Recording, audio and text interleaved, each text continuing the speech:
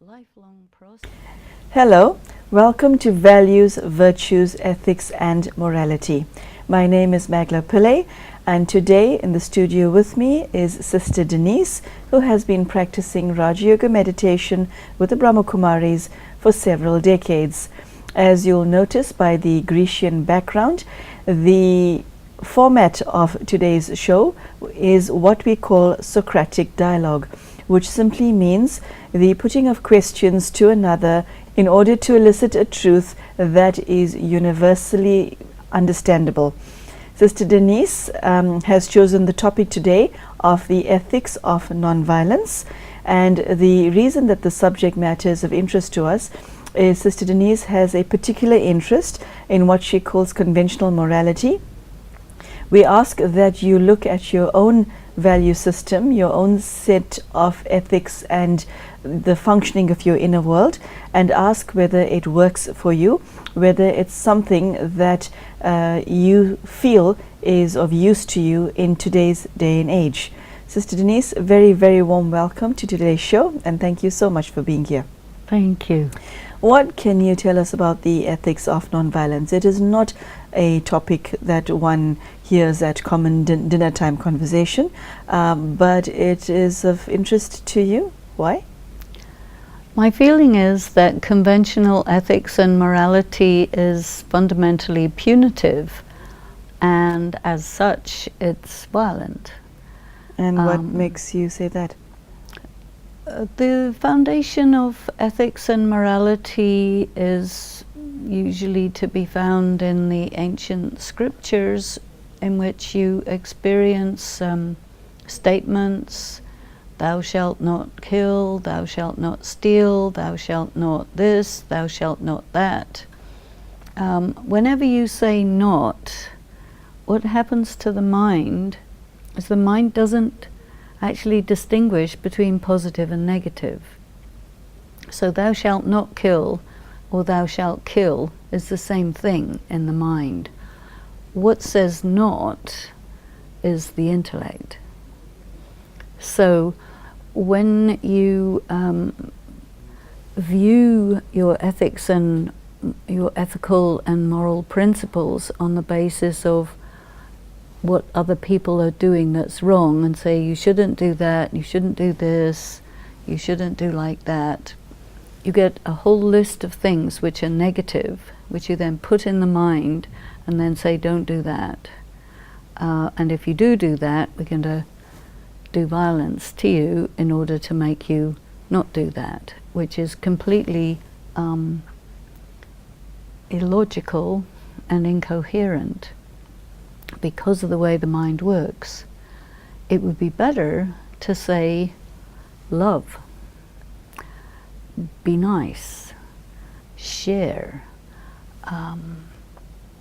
using a whole set of positive words, because then the mind will take those.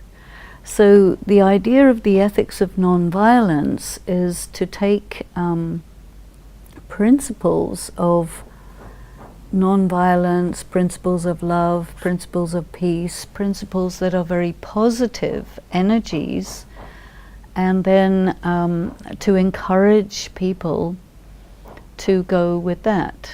The ethics of non-violence means you look at non-violence as a principle.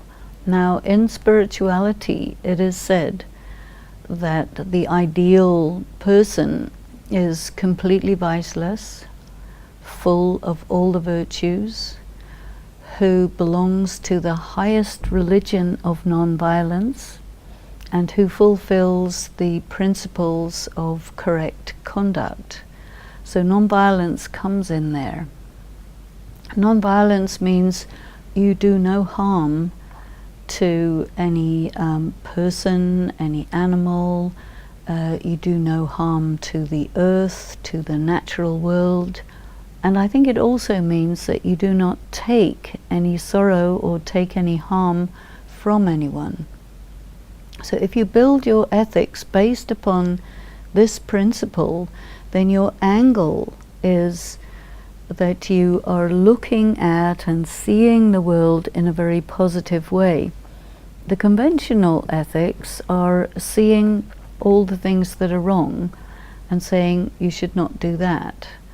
But when you do that, what happens to the mind? The mind simply says, it thinks about killing, stealing, coveting, taking bribes, giving bribes, all the things you should not do. It takes it as do it, which is why I think at one point you were saying that in the face of morality, we always want to break the rules and go against the morality. So I think that what we need to do is talk about and set out principles of ethics and morality in terms of what we should do rather than in terms of what we shouldn't do, and seeing the positive, seeing the pure, seeing the potential, because this is going to fill the mind of those who would do something wrong, and also fill the mind of those who would have something wrong done to them. Do you see what I mean? Which is much more powerful to remove the vibration, the feeling, and so on of the negative, because you're operating just on the basis of defining things in positive terms. If one takes what you just said and look at it from this perspective, you emphasize a lot on words, but what happens is that non-violence is something that shows, well, it shows in words as emotional violence, but it also shows up mainly in behavior. To what extent has the words that you spoke of, and I see you mentioned passages from religious scriptures, to what extent has those words affected behavior? What is the link between the two? I think there's a complete link, and especially the way in which the ethical and moral principles are couched. Do not kill, do not steal, do not hurt people, and so on, because if you do, then we're going to hurt you, and that will somehow make it right. Then at the same time they say two wrongs don't make a right. You see, so it is self-defeating, self-contradictory when you analyze it deeply. You cannot make a person better by punishing them for doing something. There's no evidence of that. And if you check it, you find that violating people teaches them to violate. But if you talk to people about the good things, the pure things, the positive things, and then if a person does do something against that, and then you reinforce the positive thing, discourage the person from doing that again, this is not to harm the person, this is to reconnect the person with the positive values, and I think that would have a much more rehabilitative characteristic. The normal way in which morality and ethics are enforced is by doing to the person the very thing that they're not supposed to do. Which doesn't make sense. Sister Denise, we've come to a stage in humanity where violence is omnipresent, and people resort to it with the greatest of ease and at an exceptionally fast speed. Can we bring humanity to a state, I don't want to use the word utopia, but a stage where people no longer use violence as a tool, as a form of communication, as a form of threat? I think the only way that you can move to a space where there's no more violence is when violence reaches the absolute maximum. Because there's also a spiritual law that says that once something has reached its maximum, its extreme, it's only then that it stops. So I think that you know, people try to eliminate violence with violence, which doesn't work. You just add to it, you know. And after the violence is over, then you have trauma to deal with, which takes years and years and is passed from generation to generation. In the meantime, you start up some more violence, so it really is unworkable. Okay, so let's now look at an individual who recognizes within himself that he is either a propensity towards emotional violence, and by that I mean ranting and raving, enrage, or towards physically attacking his children when they misbehave, and he realizes the error of his ways. How does he go from such you know, an external show of violence to being somebody who's non-violence? Because from what I understand it, once the trait of anger takes a person over, it's as if that negative trait owns that person. Exactly. Okay, so how does he unlock himself from that and come back to a serene dad as opposed to a physically violent father? Well, the thing that's important is to understand that this person is violent because they were severely violated as children. And so it's kind of programmed into them to do to others what was done to you. And so that's why they are treating their children in that way. And then they will have moments where they repent and regret, but then that passes and then they carry on back with the other because they've been contaminated and damaged. So the person who was violated as a child, who when they're an adult, they start violating their children, they're continuing something which was a legacy, you see, and the parent of that one, when they were a child, they were violated, and it goes back and back and back. My examination of this has stopped at war. Any time there's a war, the people who are in that war, whether they're fighters or civilians, they experience post-traumatic stress syndrome, which means that things that a person should never see or do or hear about or anything is seared into their soul, and it drives their behavior. Now, to heal not just one person from that, but thousands and thousands and thousands of people from that. I mean, take a figure. Recently I was in Russia, which happened to be the time when they were celebrating the Remembrance Day of the end of the Second World War, in which it was mentioned 37 million Russians died in that war, which was 12% of the population. Now, from a spiritual point of view, all of those people reincarnated. The Poles in Poland, 15% of the population was killed, to say nothing of those who were wounded, you see. So all these people reincarnate, or when the war is finished, everybody says, okay, it's peacetime now, so we can all be nice to each other. Doesn't work like that.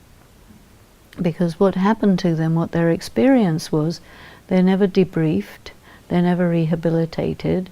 It's too much, too big to do that. So they carry it with them, and it goes into the domestic environment, you see.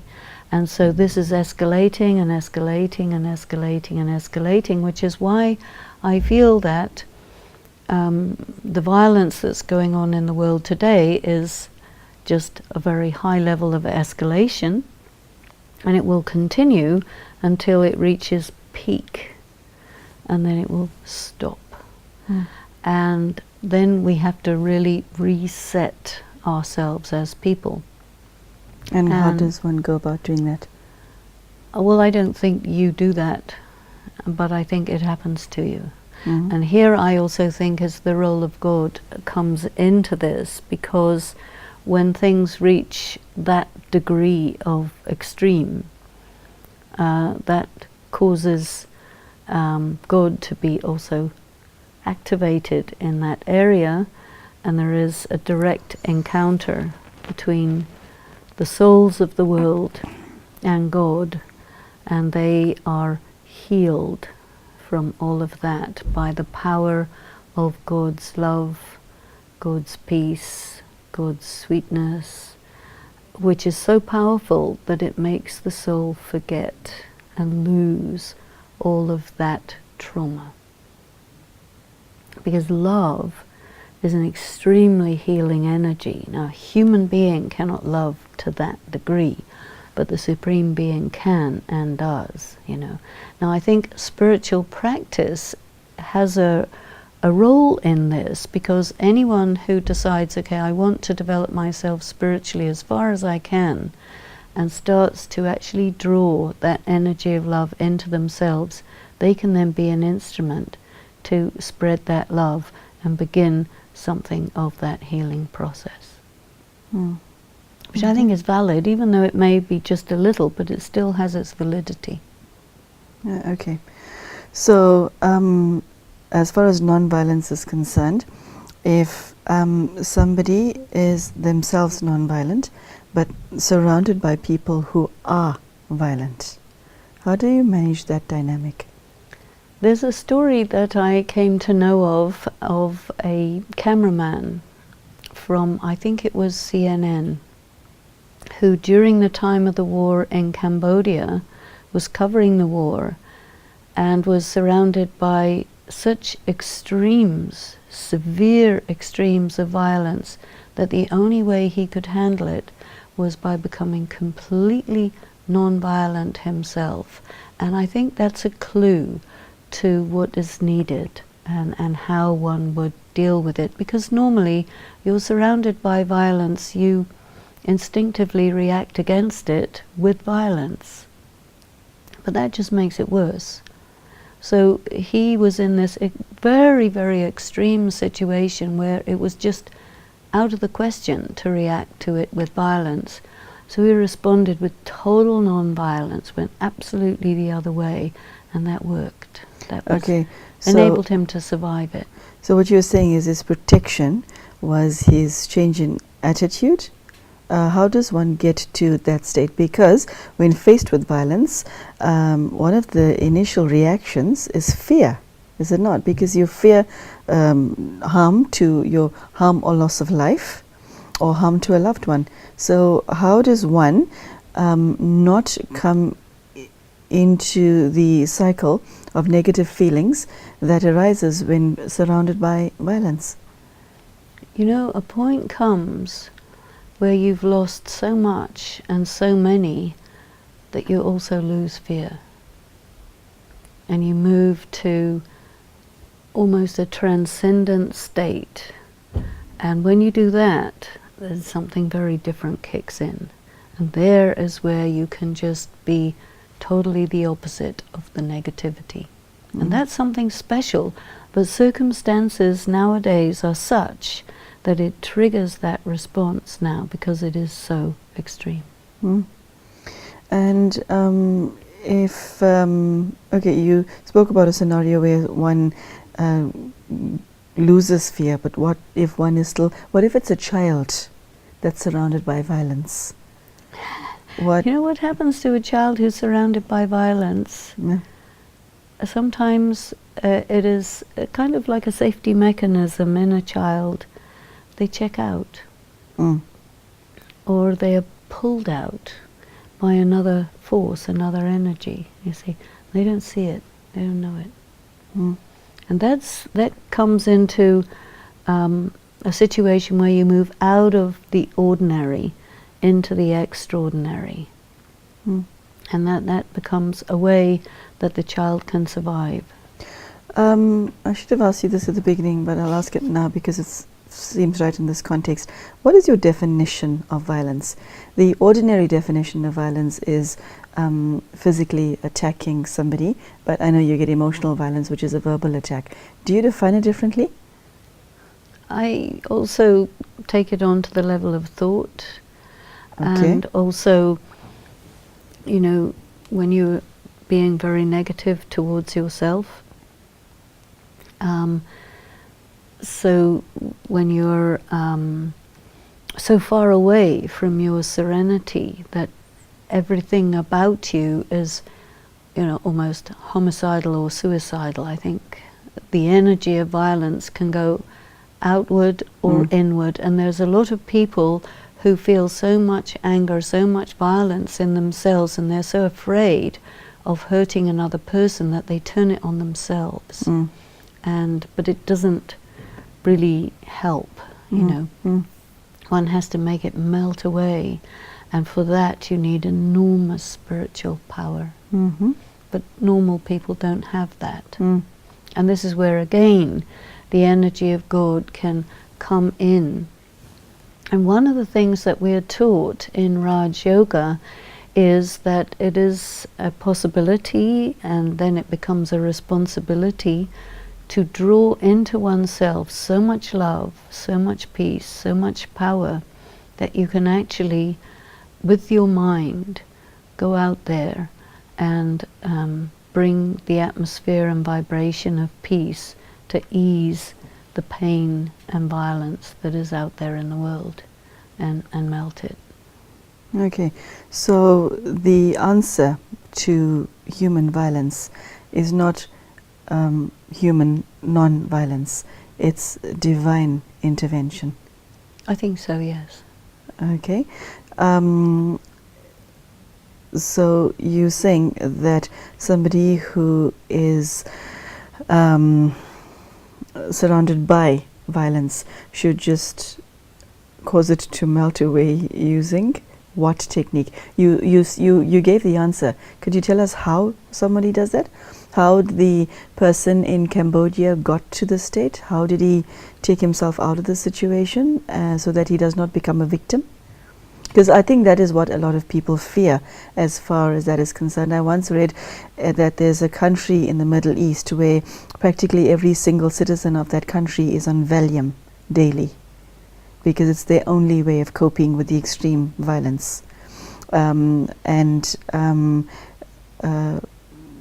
It's not humanly possible to handle such trauma, even though it's not happening directly to you. But could you tell us how the gentleman in the news reporter in Cambodia got to this state? Because it does not sound like an ordinary thing to do. There's nothing ordinary about that. I think it was a very extraordinary thing, and that he moved into almost an altered state of consciousness. How did he do that?